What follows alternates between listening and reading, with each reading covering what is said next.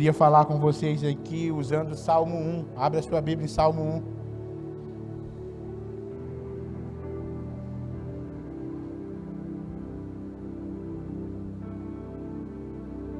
1. Salmo 1.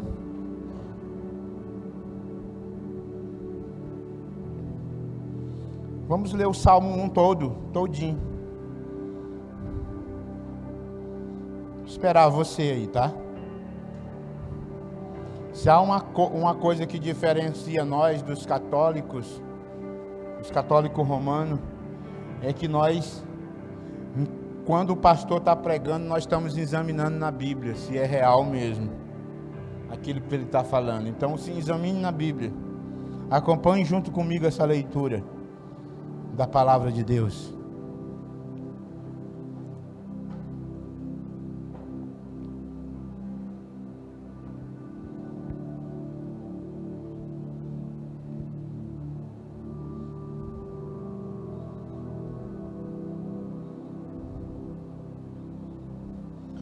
Amém? Vamos ler junto? Aqui na NVI está escrito assim: como é feliz aquele que não segue o conselho dos ímpios, não imita a conduta dos pecadores, nem se assenta na roda dos zombadores. Ao contrário, a sua satisfação está na lei do Senhor, e nessa lei medita dia e noite. É como árvore plantada à beira de águas correntes, dá fruto no tempo certo, e a sua folha não murcham, e tudo que ele faz prospera. Não é o caso dos ímpios, são como palha ao vento, que o vento leva. Por isso os ímpios não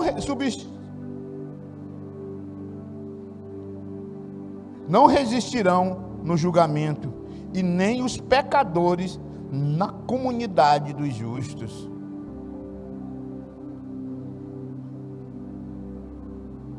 Pois o Senhor aprova o caminho do justo, mas o caminho dos ímpios leva à destruição.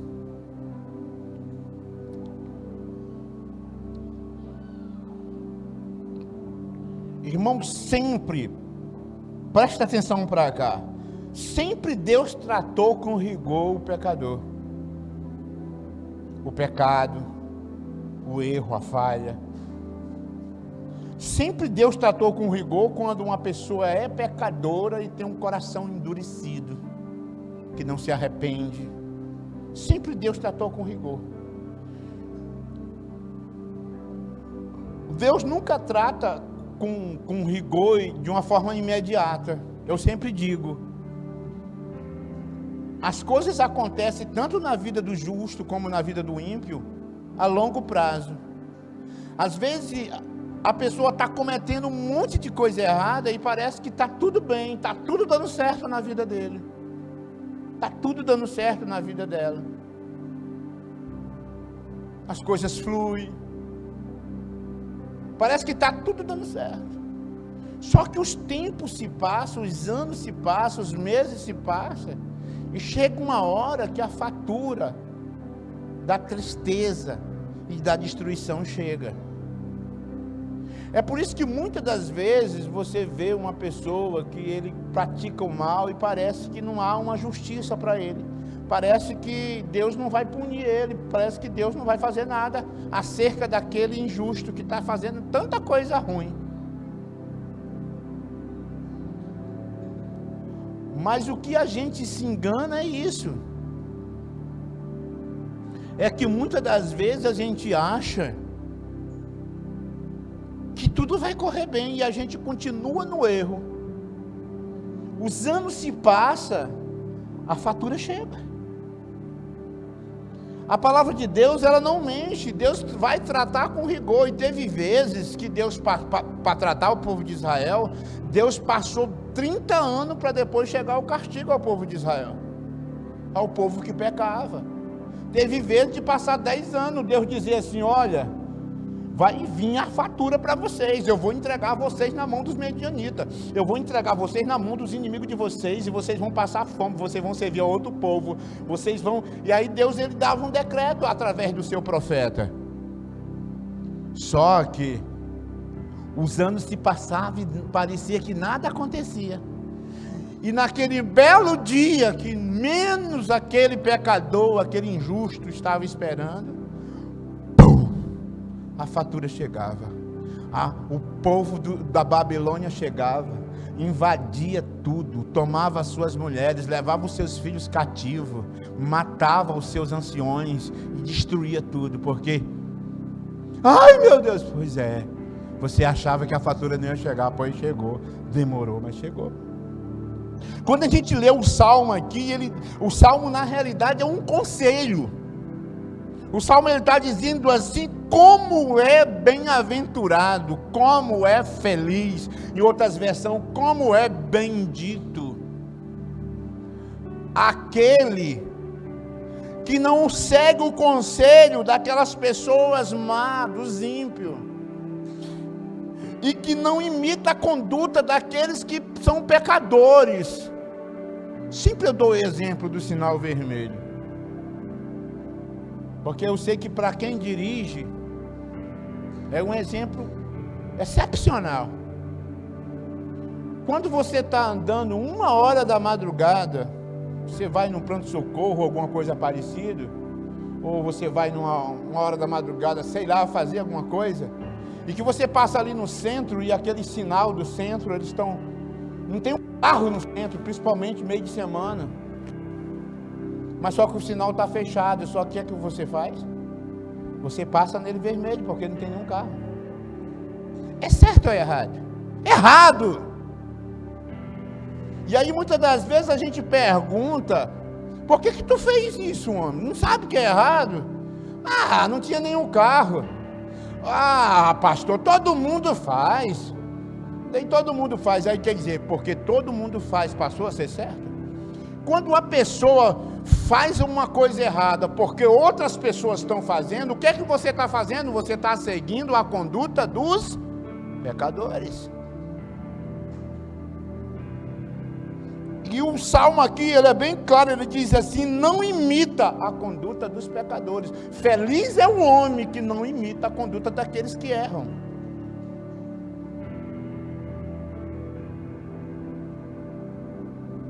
E nem se assenta nas rodas dos zombadores, em outras versões, dos escarnecedores, daqueles que zombam do povo de Deus, daqueles que zombam dos pastores, daqueles que falam mal do teu próprio povo. Tem crente que se senta no meio de um monte de ímpio, numa roda é crente, para falar mal dos pastores, para falar mal dos crentes. Sabe o que é que Deus está dizendo aqui? Feliz é o homem que não se assenta na roda dos escarnecedores, daqueles que zombam. Em outras versões está dizendo aqui, que é a nossa versão NVI, na roda dos zombadores, daqueles que zombam. E tem crente que se senta nessas rodas e ajuda a falar mal do seu próprio povo. Agora me diz uma coisa, tu tem uma família, a sua família é perfeita? Os seus filhos são perfeitos? O seu pai, a sua mãe é perfeita? Os seus irmãos são perfeitos? Não. Mas você vai ajudar a falar mal deles? Não. Então nós somos uma família cheia de defeito, mas nós não vamos se sentar na roda daqueles que falam mal da nossa família. Tem defeito? Tem, mas é a minha família, é o meu povo. E Deus, ele adverte aqui, ele disse, não, bem é feliz o homem que não se assenta nas rodas dos zombadores. Mas ao contrário de tudo isso, o homem que é feliz, ele tem prazer na palavra de Deus.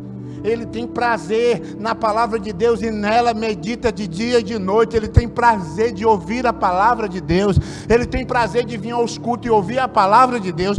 Ele tem prazer de ler a palavra de Deus. Ele tem prazer de fazer os cultos domésticos. Ele tem prazer de ouvir uma boa pregação. Ele tem prazer na palavra de Deus. E aqui ele diz bem claro, ele diz assim, que tem prazer na lei do Senhor.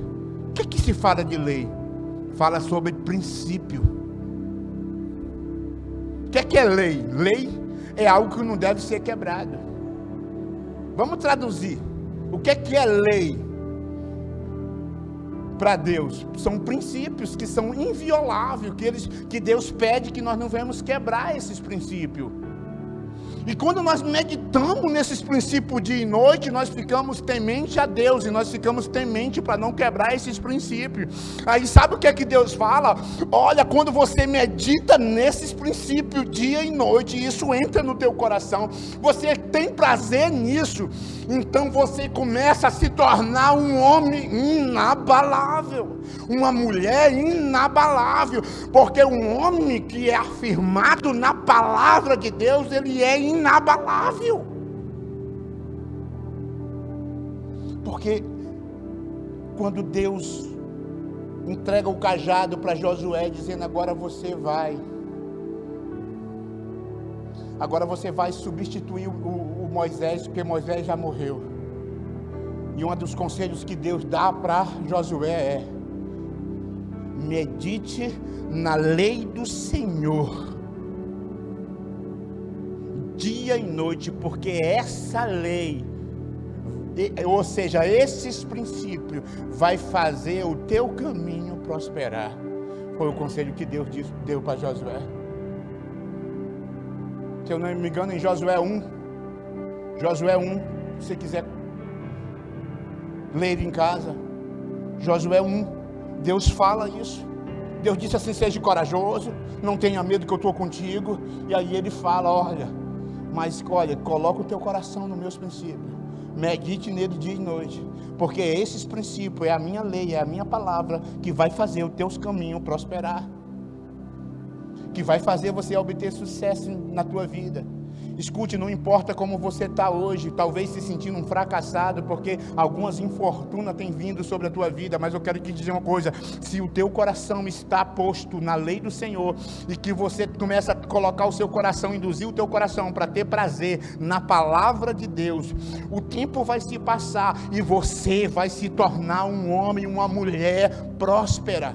Mas eu estou falando prosperidade de sucesso, de vitória, porque muitas das vezes a gente fala em prosperidade na igreja, a pessoa só pensa em dinheiro, mas é uma prosperidade de alegria, de paz, sabe, irmão, de alegria dentro do teu lar, dentro da tua família, prosperidade de saúde, tantas outras coisas, sucesso na tua vida.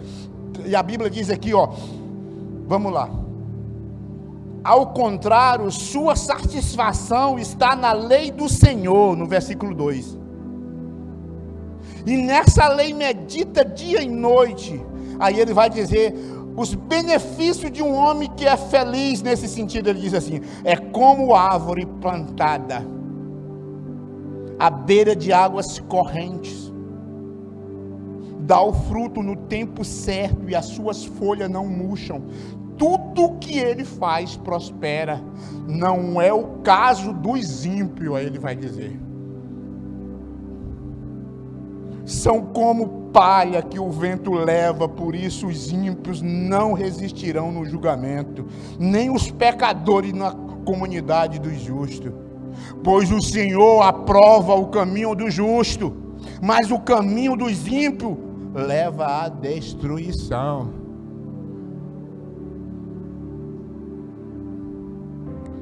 Me mostra um cara ruim que teve um fim bom. Me mostra um cara ruim que teve um fim de sucesso. Toda pessoa ruim tem um fim desgraçado. Porque a palavra de Deus, ele é bem clara. Escute, irmãos, a palavra de Deus, a Bíblia diz que Deus não alisa nem o seu próprio povo quando falhar e endurecer o coração, mas Deus, ele se derrete todinho na hora que no momento que você reconhece que falhou, pede perdão para ele, se humilha e diz: Senhor, me perdoe, sou falho, falhei contigo, me ajude a superar minhas falhas, me ajude a superar os meus defeitos, não quero te desagradar, eu quero fazer o certo, sabe? Deus, ele vem com misericórdia em nossas vidas. Aquele que confessa e deixa alcança misericórdia, a Bíblia diz. No versículo 17 de Jeremias Jeremias capítulo 17, o melhor dizendo, a gente vê Deus como Deus trata o pecado com rigor.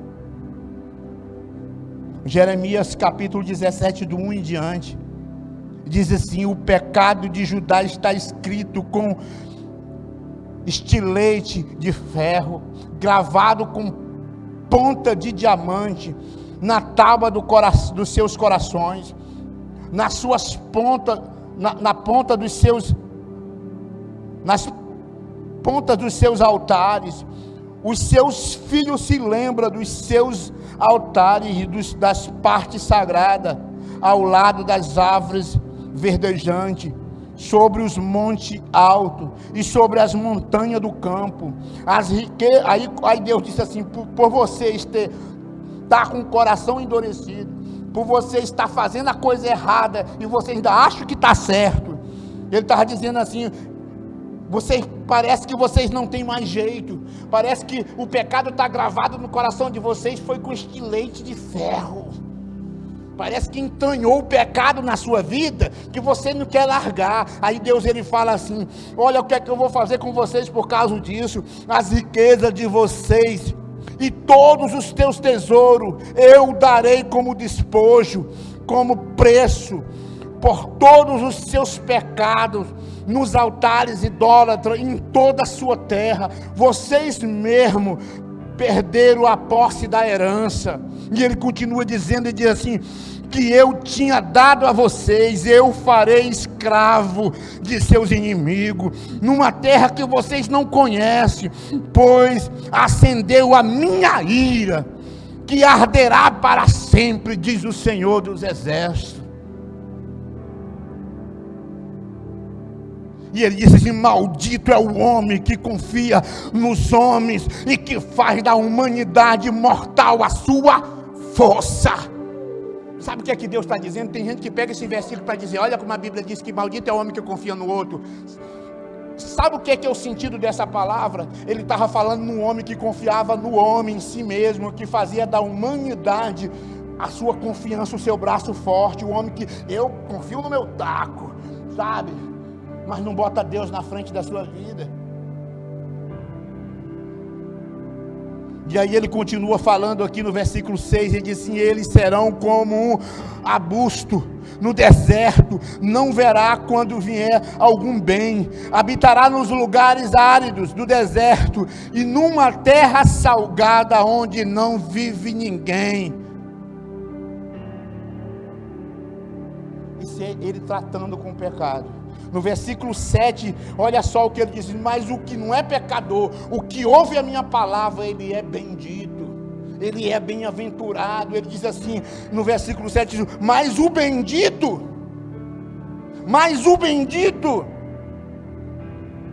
é o homem cuja confiança está no Senhor, cuja confiança nele está. Ele será como árvore plantada junto às águas, e que estende as suas raízes para o ribeiro. Ela não temerá quando chegará o calor, porque as suas folhas estão sempre verdes.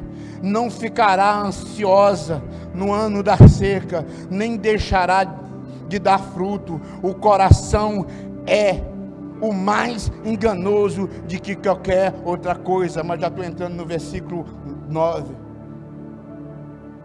Eu queria explicar uma coisa para vocês. Ele estava dizendo assim: olha, o pecado eu trato com rigor, mas o homem que é bendito, o homem que não se assenta na roda dos escarnecedores, o homem que não se assenta na roda dos escarnecedores, ele será inabalável. O homem que medita na minha lei de dia e de noite, ele será inabalável. O que significa árvore plantada junto às águas? É uma pessoa que está no lugar certo, posição de vida, valorização, postura de excelência de Deus, e isso é vida e vida abundante. A pessoa que está no lugar certo, árvore plantada junto à água. A pessoa que está no centro da vontade de Deus, que está plantado ali perto de Deus, que está ali desejando Deus, que está sempre perto de Deus, perto da água. Quando Jesus fala para a mulher samaritana, o que é que Jesus diz? Jesus diz assim: olha, se você soubesse, você me pediria água, e eu lhe daria água, e você nunca mais teria sede.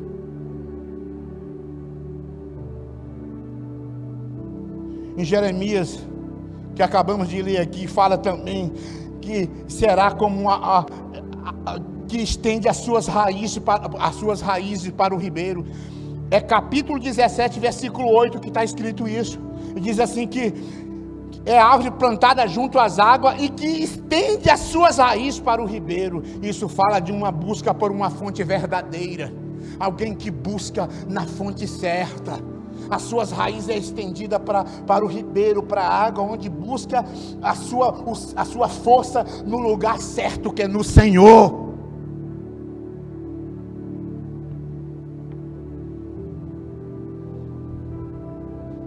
Pois aquele que bebe da água dele jamais terá sede. E ele continua falando que estende as suas raízes para o ribeiro, e ele diz: e não receia quando vem o calor. Ele está dizendo assim: um homem bendito, um homem bem-aventurado, um homem que está com o coração na minha lei, um homem que tem cuidado de não quebrar os meus princípios. Ele diz assim: não anseia quando vem o calor. Isso fala de não teme o mal, não atemoriza com mais notícia, não se acovarda com as tribulações da vida, antes tende por motivo de toda alegria ao passar por várias provações. Está lá escrito em Tiago 1:12. Um homem afirmado na palavra do Senhor, as tribulações vêm, a luta vem, mas ele não se deixa se abater, ele não se deixa ser destruído, antes ele tem prazer, sabe, irmãos, nas tribulações, porque ao passar por elas, é motivo de alegria quando o homem que é afirmado no Senhor, é motivo de alegria quando ele passa por momentos atribulados na vida dele. Quando ele passa por momentos de provação, ele está afirmado na palavra. E aí continua dizendo: não anseia quando vem o calor e suas folhas ficam verdes. O que significa isso? Suas folhas ficam verdes. Fala-se da beleza. Sabe, irmão, das pessoas poder ver realmente Jesus na tua vida. As pessoas podem contemplar você e dizer assim: meu Deus, a presença desse homem, a presença dessa mulher me traz alegria. Eu gosto de estar perto dela, eu gosto de estar perto dele, né? Eu vou te dizer, irmãos, você que está com mais de 2 anos na igreja, pega uma foto antes de você ser cristão e olha, e pega uma foto atual depois que você se tornou cristão e olha, para ver se é a mesma coisa. Eu lhe desafio você chegar em casa, pegar uma foto antes de você ser cristão e você olha, e depois você pega uma foto dessas que vocês estão batendo agora aqui pela igreja e vocês olham se você não está ficando mais jovem e mais bonito. Não é sério. Eu estou com cara de 18. É pela fé.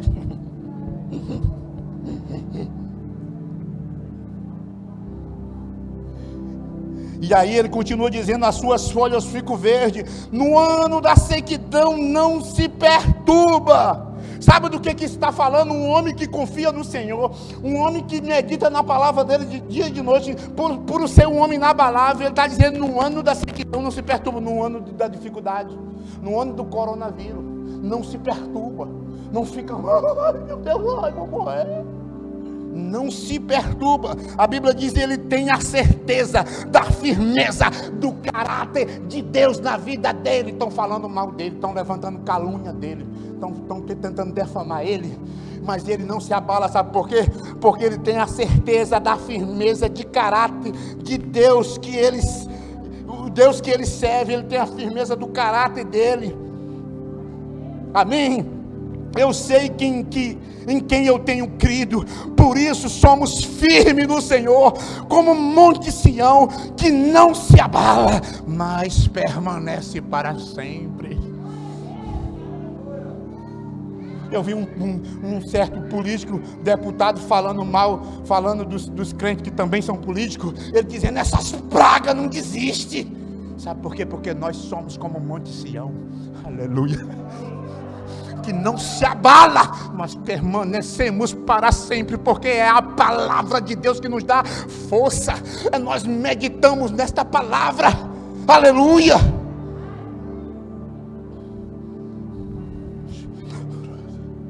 E aí continua dizendo assim: no ano da sequidão não se perturba, não deixa de dar os seus frutos.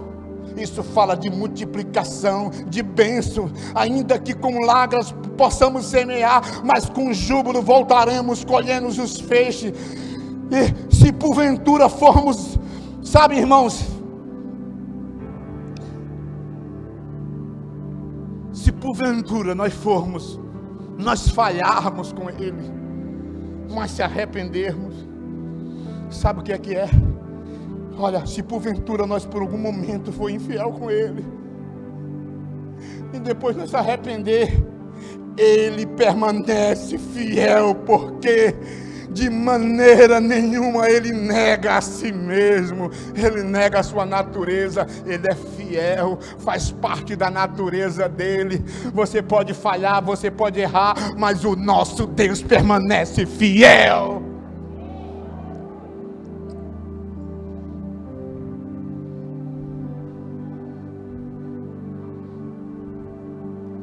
É por isso que eu ficava imaginando como é que um homem que nem Paulo, o historiador Joséfo fala que antes de ele ser decapitado,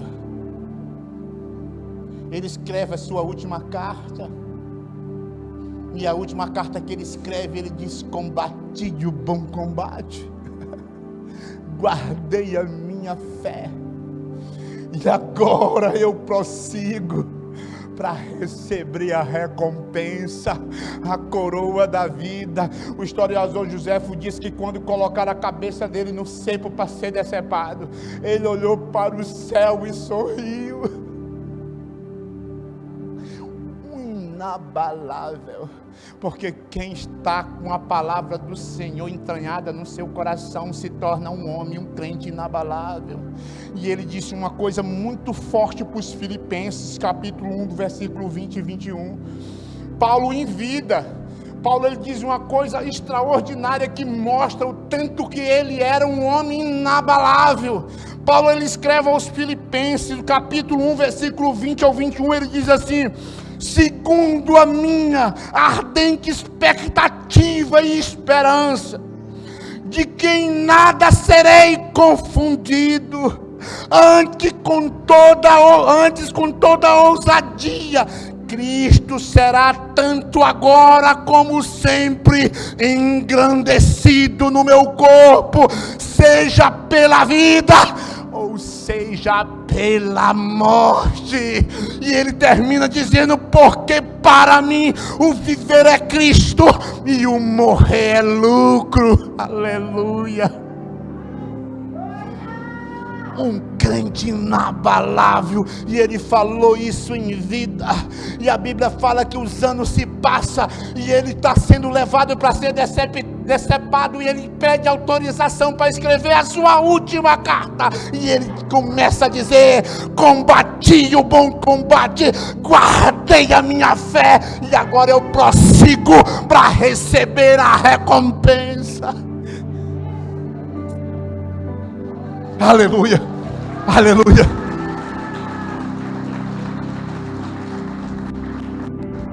Um crente que antes tem o seu coração na lei do Senhor e nela medita de dia e de noite, se torna um crente inabalável.